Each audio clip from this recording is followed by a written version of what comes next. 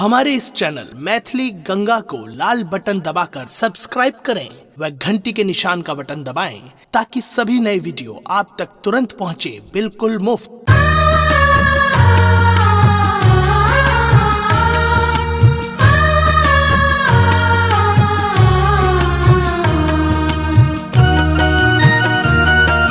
अपने सुन रहे छी गंगा कैसेट के प्रस्तुति। तोरी गठरी में लागे छोर, तोरी गठरी में लागे छोर, बटोहिया काहे सोवे। तोरी गठरी में लागे छोर, बटोहिया काहे सोवे। तोरी गठरी में लागे छोर, ओ तोरी गठरी में लागे छोर, बटोहिया काहे सोए, बटोहिया काहे सोए।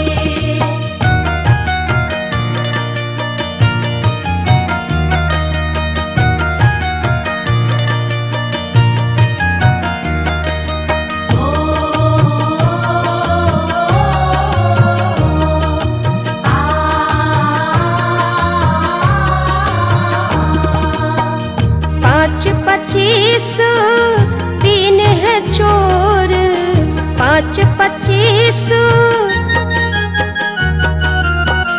पाँच पच्चीस तीन है चोर, पाँच पच्चीस तीन है चोर। यह सब किन्हा सोर, ओ यह सब किन्हा सोर, बटोहिया काहे सोवे। तोरी गठरी में लागे चोर, बटोहिया काहे सोवे। तोरी गठरी में लागे छोर, ओ तोरी गठरी में लागे छोर, बटोहिया काहे सोए, बटोहिया काहे सोए।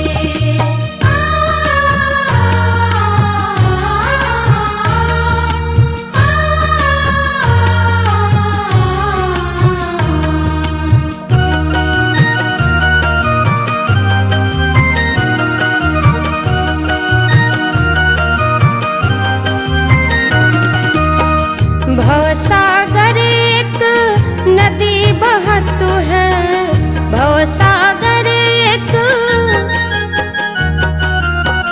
भवसागर एक नदी बहत है, भवसागर एक नदी बहत है।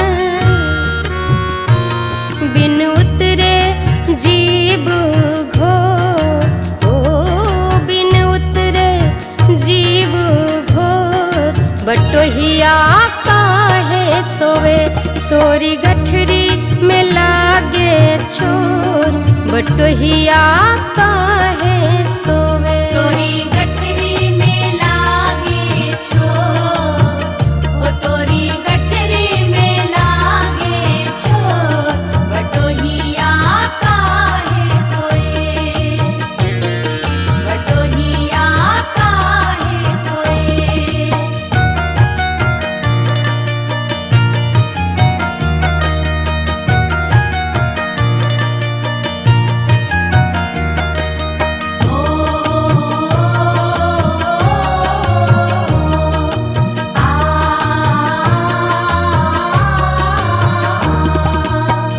जाग सवेरा बाट बसेरा, जाग सवेरा,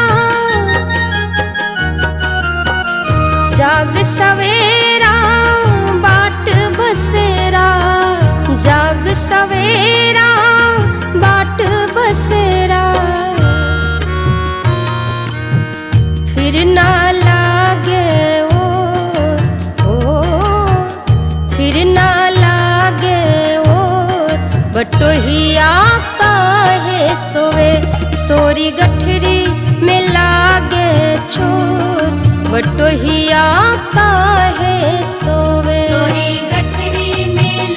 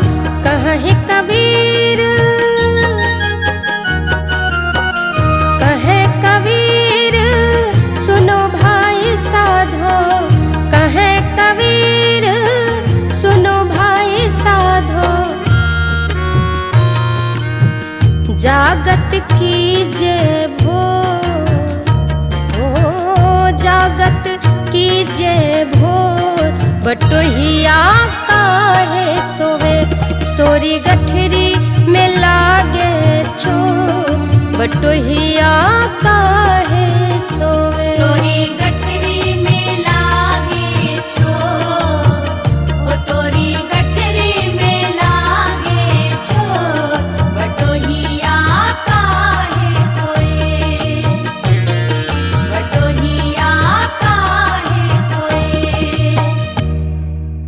हमारे इस चैनल मैथिली गंगा को लाल बटन दबाकर सब्सक्राइब करें व घंटी के निशान का बटन दबाएं ताकि सभी नए वीडियो आप तक तुरंत पहुंचे बिल्कुल मुफ्त।